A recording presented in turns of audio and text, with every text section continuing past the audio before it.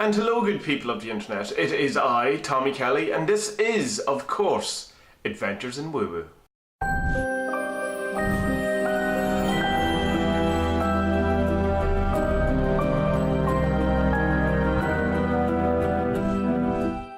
So in this episode, we're going to start with a bit of a vlog. So this is 18mm now, and this is with the new stuff.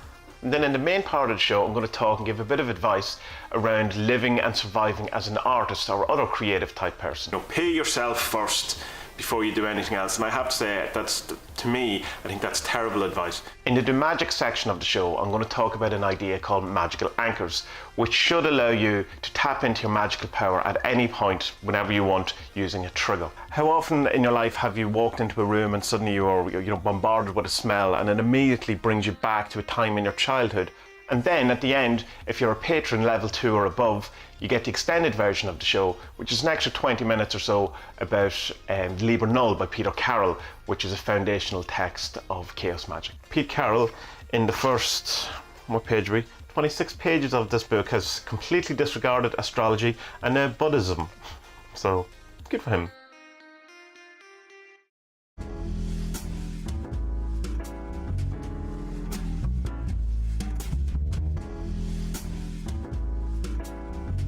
So I'm not sure if you noticed, I'm sure you did, because how could you not?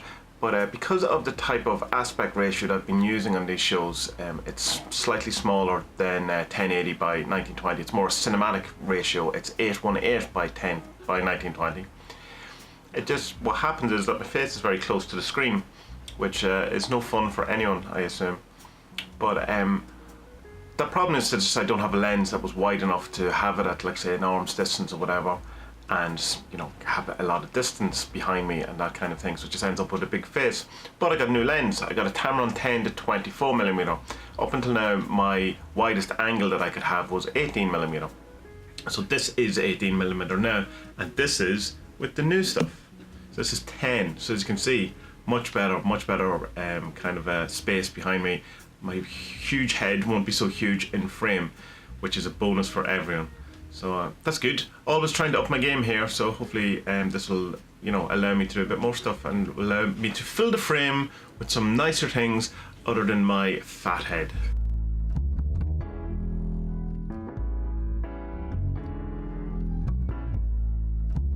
Which leads me to kind of a problem I'm having, not problem is probably not the right word, but a kind of discussion I'm having with myself in my head.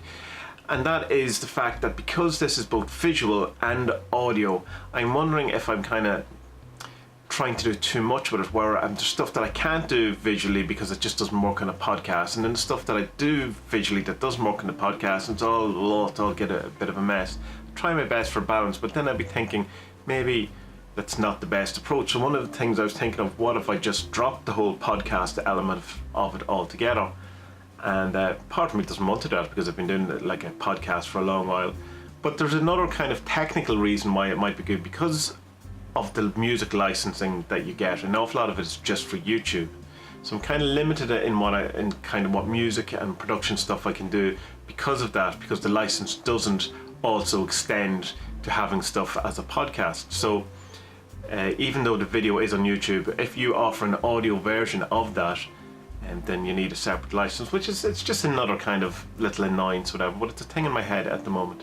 So what I'm asking is, if you're just a podcast listener and you're not into the video stuff and all that, let me know if you want me to continue putting it out as an audio file as well, because it's, maybe it's just, it's a redundant thing, maybe it's something that people don't need, but a lot of people seem to be downloading it, and even if you look at YouTubers now, a lot of them are moving from not just having the YouTube, they're also having the podcast. So I don't know, I'd like to know your thoughts and all that, how it's going being both a visual and an audio sensory theatre, and whether I should pursue it as that or focus more just on a kind of a visual thing.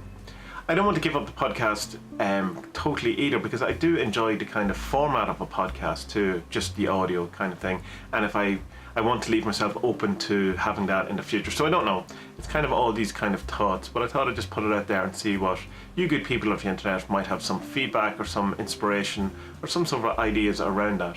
If you know of a couple of sites that offer music for both video and audio, let me know. Currently I'm using Filmstro and Keyframe Audio, I think it's called. Yeah, keyframe audio. And while they're good in very different ways, there's, it's still limited in its capacity. Stuff like Epidemic Sound have really good music, but they have strict licenses that it's just for YouTube. And though I have emailed and talked to them about a sort of a podcast extension, they just haven't got back to me. They kind of stopped halfway through the conversation we were having. But such is life. So if you know any other sites, let me know. And your general thoughts on the whole thing. Thank you. So I've been a professional creative for nearly a decade at this point. It depends on what way you want to count it, because by professional means you make money out of it, but for a long while I wasn't making an awful lot of money out of it, so I guess it wasn't so professional. But I've been doing it full time for over a decade at this point. Every now and again interspersed with some other things like teaching some music and stuff like that, but that was mostly in the early days. But over the years and over my career and over so far, I've come across a few things which I think may be of interest to other people, either starting out or in some form along the way towards a creative path, and that whole thing of turning your passions into profits and things like that. So as with all things, take all of this with a pinch of salt. It's only my opinion, it's only my perspective, and never let anything I say or anyone else say ever put you off a goal that you have or a dream that you want to follow. So let's get into this.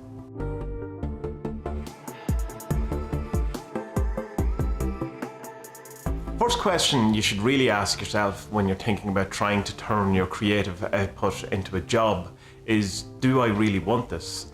And by that I mean, as much as you think that having a full-time, turning your passion from, like a hobby, say, or something you do on the side just for fun, into your full-time job, it becomes a job. And you have to realize that a lot of the things that you feel about your current job or previous jobs, you are now going to feel about your passion or about your art or whatever it is, your creative output. And it does change the dynamic a bit. And so you have to ask yourself, do I want to turn this thing I love into a job? And then to have all these feelings I have about jobs towards that. For me, it kind of, I learned this lesson kind of fairly hard, in that for a long while I wanted to be a musician. Well, I wanted to be a successful musician. And I spent a long time pursuing that. And I ended up where it did become a job, where I became a sound engineer, kind of, in the same kind of ballpark, while I was doing my own stuff, doing original stuff, writing songs, recording albums, all of those things. So that was kind of, the whole thing had become about music from my passion, and then work as well, because the sound engineer thing as well. And what happened ultimately out of all that is I ended up hating music, and I hated playing music, and the sound engineering in particular just really drilled into my soul. And my whole love for music went away for a long while, so much so that when I stopped being a sound engineer and when I give up teaching guitar and when I give up performing and doing gigs and stuff like that, there was a whole year and a few months where I just couldn't listen to music at all. The whole thing, I had it just become an association where it was just bad, and it just made me feel bad, and I just didn't want to think about it. And so even hearing music made me, think of how kind of wrong path I had come, or how my love for something had turned into a hate. And I really did detest music for a while. It came back after a while, obviously, and I can listen to music now and enjoy it, and at a very different level than I would have been when I was like aiming to be a musician. So it's a thing that you really should think about, in that if you say want to turn your photography into your job, you are going to not have the same kind of feelings you have about your photography when it's a job as you do now, because it comes, there's different parameters to it, there's a different kind of buzz to it. You're going to be working for other people. It's not just doing something for the fun of it. You're going to have to get up on days where you're not really feeling it, where you hate photography and you don't want to do it, and you have to go and do it. You have to switch it on and go and do it. There's going to be jobs that you're going to have that you're not going to enjoy doing. It's not going to be all about doing the stuff that you want to do. If you want to make money, and particularly in the early parts of it, you're going to have to do, stuff that you don't fully enjoy. And so it's going to become a job. And that's it's a big question you have to ask yourself. Do you want to take this thing you love and turn it into a job? And if the answer is yes, brilliant, but really do consider that.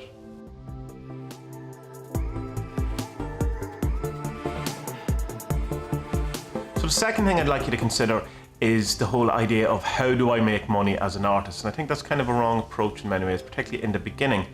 I think more a better approach to it, and one that I utilised, was how do I survive as an artist? What can I do that will allow me to keep doing this for as long as possible? And so then you're not really just you're focusing on making money, you can also then focus on what you can stop doing that will help you do it, how to reduce your cost of living. And look around at all the different things that you do and kind of look at what can I get rid of, what subscriptions can I get rid of that will lower, my monthly outgoings? What things can I stop doing? Like if you're spending an awful lot of money on, say, drink or drugs or cigarettes or eating out or whatever it is, look at that and go, am I willing to give that all up so that I can continue to be an artist? And one of my mantras kind of the whole way through it, particularly at the beginning, was that when I got to the end of the month and I was able to go into the next month having everything paid, all the bills paid, I'd done some jobs or I'd cut back or whatever, it was like, I can do this for another month. I get to do this for another month. And that was kind of my goal, to continue to see how long I could do it without, it all falling apart. But it really helped looking at all the things that I could sacrifice, in a sense, towards the greater good of it, rather than just have focus on how do I keep bringing money in, how do I do that? So have a look around at what your life is and see where you can cut back. Now, it's not sexy, it's not cool, it's not the advice you want. But it's definitely stuff that works. If you can cut back on your cost of living, it is a lot easier to continue and to survive as an artist. With an upside bonus of when you start making money, because you've cut back so much and budgeted well and are used to kind of, in a sense, a lower standard or lower cost of living, when you start making money, you feel like a king, you feel like the richest man in the world, and richest person in the world, excuse me. So yeah, just have a look around and see what you can do in that regard.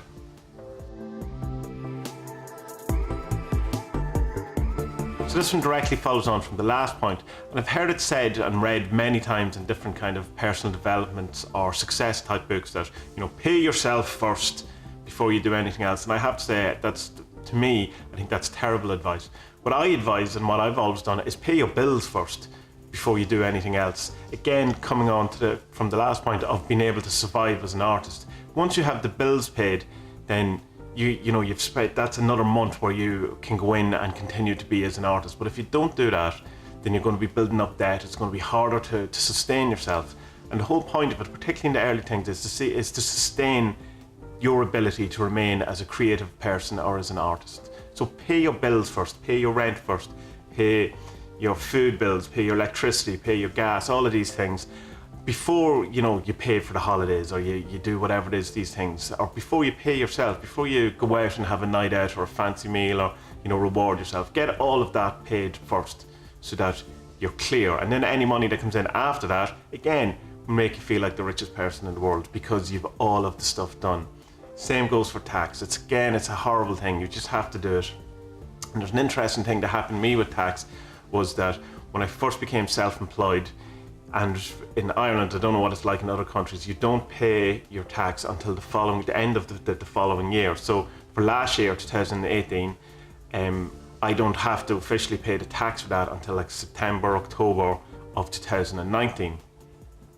And so there's this kind of thing that when you're earning money and money is coming in, that in a sense you're kind of getting into a bit of debt because you end up owing money, the tax on that thing. And it was kind of a weird affirmation I'd given myself, that I had, the more money I earned, the more I was getting in debt. So I had to reframe my mind on that. And I've heard from a number of people who started being self-employed. So it's obviously something that a lot of us get into our heads, that they're just so afraid in the sense of making money and then owing this huge tax bill or whatever at the end.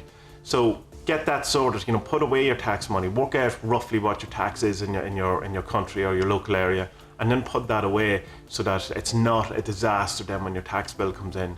And keep all your receipts, do all the things, so that all your expenses, and have it sorted out. And what I try to do, I don't know if you can do it in other countries, but here you can pay your tax early, or you can file your tax early, you can put it in, and then once you find out what it is, that allows you to then have a number of months to pay it off if it's more than what you expected, or you get, if you have your money put away and it comes in less than what you would expect it, then you have access to money quicker rather than just sitting down. So definitely pay your bills first before you pay yourself.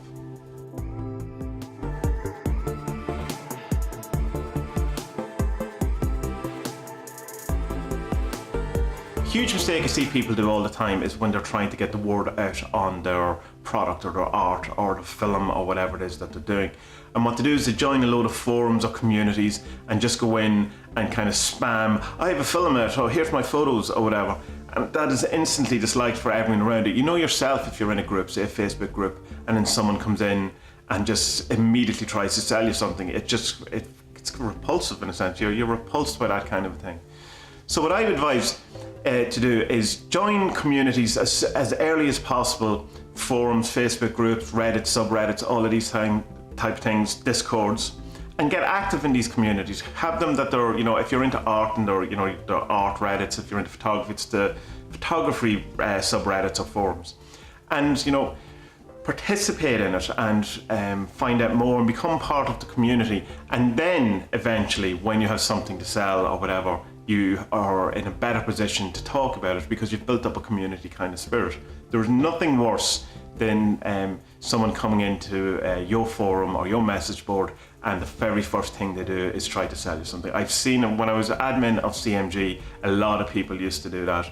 And there was never a question or any kind of ban on people trying to sell their stuff. It was just that immediate thing of, and you knew they had just joined a group just to try and sell some stuff or publicise the book or whatever it is, and then they were just going to leave or whatever. It just leaves a bad taste in my mouth and put me off an awful lot of people. And stuff that I may have bought or supported, I didn't because of that kind of practice. And it's so easy just to not do that. Just be part of these communities, these forums, and just don't spam it with your stuff earlier on.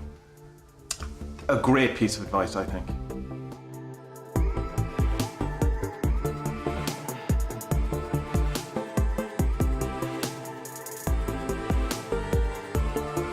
This is one I wish I had understood a bit earlier in my career, as I think it would have, saved me from an awful lot of pain and depression and dark days. And it's the whole idea that you're not entitled to success.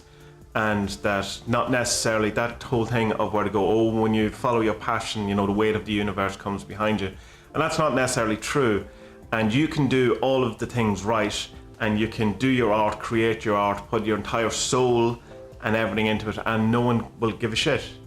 And it can be very annoying and very frustrating and very upsetting to realize this, because we're kind of told, particularly from, like, say, New Age or success books or that kind of thing, that following your passions, following your bliss will lead you to success, and it doesn't always.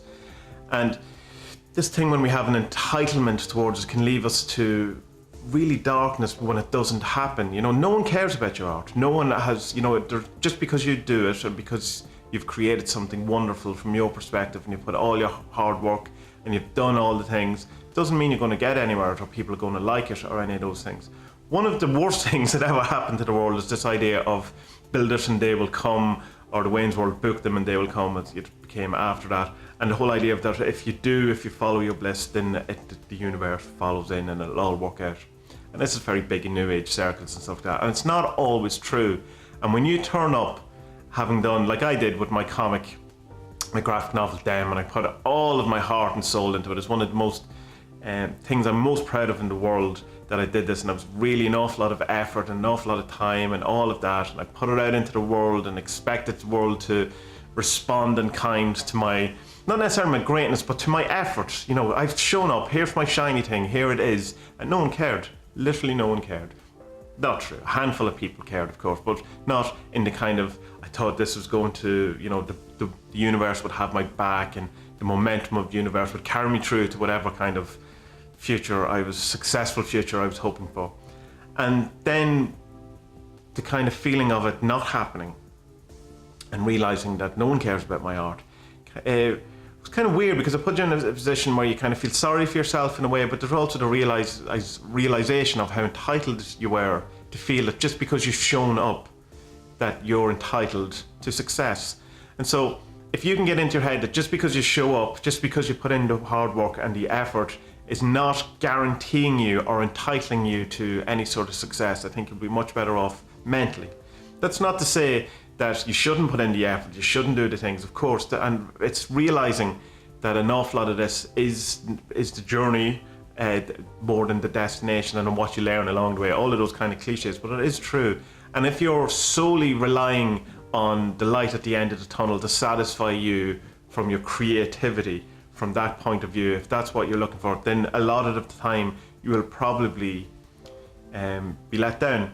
So try and get your joy and your outlet and your creativity satisfied in the process, not so much on whether other people like it or not. I know that's hard. That's so easy to say. And no one does art in a vacuum. Well, not no one. Some people do make art in a vacuum that no one ever sees. But most people make art as an expression of themselves to show the world in the hope that people in some way respond. Not necessarily like it, but respond. And when they don't respond, it can be devastating. So just get into your mind that you're not entitled to success just for showing up, or you're not entitled to anything just for showing up. And you'll be, if you're like me, if you have the same kind of brain that I do, then you will be much better off mentally.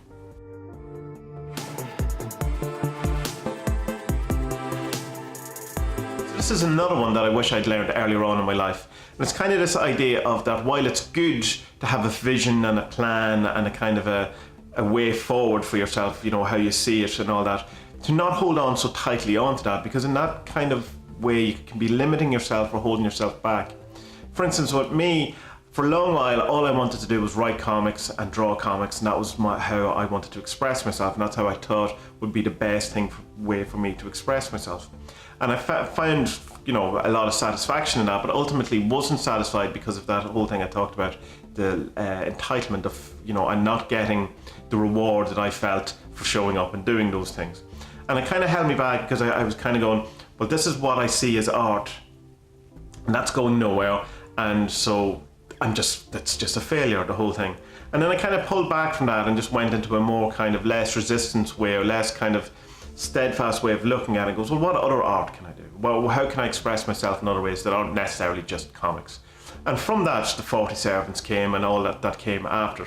But it was only when I kind of let go with the rigidity of only wanting to do comics and could see myself, you know, widening my scope of what I was willing to do or would find enjoyment from, that kind of opened up for me. And I enjoy it way more, what I'm doing now, the art I'm doing now, than I did back then. Not to say I'll never do comics again, because I certainly think I will, but it'll be a very different approach and one very less kind of, as I say, rigid, or, you know, too many boundaries and too many rules, or, you know, just too strict a vision of what I could be or how I could express myself.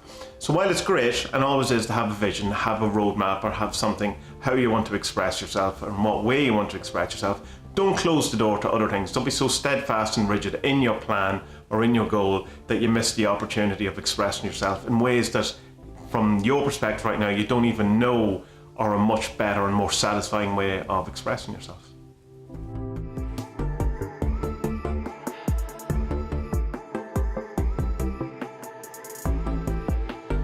Final piece of advice that I can offer you is to just look after yourself, look after your health, look after your mental well-being and all of these things. It's a very hard life as an artist because you're putting yourself out there in a way that most people don't. When you're being creative and you're laying your soul to bear, or you're putting so much of your own expression into something, it can be quite devastating when people destroy it or laugh at it or put it down or just don't give it the attention that you're hoping for. And it's a brave thing to be an artist, to put yourself out like that, but it also comes with the cost of that. It makes you that little bit more susceptible to outside influence, maybe, particularly now with social media, where it's just so easy for people to laugh or destroy or put people down and be anonymous behind it, and they find it more easy to be nasty to people because they're not doing it to their faces. So if you pursue your life as an artist, which I hope you do, because it can be quite rewarding, just look after yourself, look after your mental health, look after your general well-being, and try to enjoy the journey and your vocation as much as you can, and don't let the bastards grind you down, because more than all of the other things that I've talked about, that is the thing that will mostly destroy you in the end. You know, just do your thing and don't be afraid to do your thing, and don't care what other people do or say around you. So I hope all of that helps, and send me your art and send me some of your stuff and I'll have a look at it. I'd always look forward to seeing other people's creations. Magical anchors are a very simple but extremely effective way of getting you quickly into the right headspace for a magical ritual, or getting you into that wizardy type feeling or that all-powerful magician feeling that you need to, affect change in the world. It works on the principle that we associate things like smell and music or sounds with emotional states. Think of it this way. How often in your life have you walked into a room and suddenly you're bombarded with a smell, and it immediately brings you back to a time in your childhood or to your grandmother's house or some other memory, maybe one summer, of the forest or something like that where you went on holidays, and you're immediately transported back there as if you're there, and a load of memories come flooding back in. Or the same for a song that you haven't heard in a long while, that you listened to an awful lot in the past, and it will bring you back, straight back to that era when you were listening to it, maybe again, to some time in your life that, had a heavy association with that music. So it's working on that principle. So the idea is that every time you do something magical, every time you do a ritual, or like say your sigils, your offerings, your prayers, or whatever it is that you're doing, you will listen to a piece of music or have a certain smell going, so that every time you smell that smell or hear that music, it quickly gets you back into that state of magical being. So to start it off, it's basically as simple as every time you do magic, listen to it, listen to the music, or burn the incense or whatever it is you're using. But try to, as much as possible, build yourself up to that ecstatic kind of magical gnosis feeling that you can. Feel as powerful as you can, as if you are an agent of change or an effective, cause of change in the world, and really get as much as you can into that headspace. And then over the course of a while, when you're doing this every day, or should be every day, but if you're not doing it every day, every time you do some sort of magic, you will start to associate the music or the smell with it, so that even beginning to hear the music or smelling the smell, you will start getting into that headspace straight away. It's kind of like Pavlov's dog, where the dogs come out to ring the bell every time the food comes out, so that eventually when they ring the bell, the dogs start to salivate. So it's the same idea. It's conditioning, association, and triggering. A couple of things that you should be wary of. If you're going to use music for it, it shouldn't be a piece of music that you would want to listen to outside of ritual, because you should only use this trigger when you're doing magic. So try to avoid anything that you might hear on the radio, or a song that you would like to hear an awful lot, outside magic. It's not one of your favorite songs. So a particular piece of classical music might work, or a certain drone or certain soundscape might work better than a song, because you're more likely to hear that. I use like an organ kind of playing sound, and that there's no chance that I will hear that in my day-to-day life. And as soon as I hear that sound, it almost immediately gets me in, into a magic kind of trancey state. If you're using smell, again, try to get something that you will only associate with your ritual, with your magic as well. So stuff like citrus smells probably won't work so well, because you're more likely to come across them in your day-to-day life. Possibly a blend, or a very kind of lesser known incense, but something that you will only smell when you're in the ritual. And then from then on, so when you do rituals from now on, you will have this extra bonus trigger that will help quickly get you into the state that you need to get into. So let me know how you get on with it. I find it really effective. I find it very powerful, and as soon as I hear that music, it immediately starts putting me into that kind of magical state, that from then I can work towards whatever is my desire or my goal at that point. So try it out. Let me know what you think. So that's another episode. I hope you enjoyed it. And if you did, and you want to know more, you want to find out more about me or the topics or any of these things, then you can go to adventuresinwoowoo.com, and that'll bring you to my website. And on this, you'll find a host of blogs, a host of links to my videos, the old podcasts, the different resources, to the 47s, to Four Devils, how to support me. There's a new support page. To keep this work going and to keep letting me up my game and stuff like that. You can join the Patreon. All of the stuff is over in Adventures in Woo Woo. Even if you're new to magic, there's a whole magic primer section, so just jump in there and see what you can find, or just message me. Find me on the social medias. I'm on most of them. Tommy Kelly, usually, could be Tommy Kelly Artist, depends on the platform. So good people of the internet, may you have a wonderful week. May you find that the universe has your back, and that you walk out into the world feeling fearless and powerful. Be well.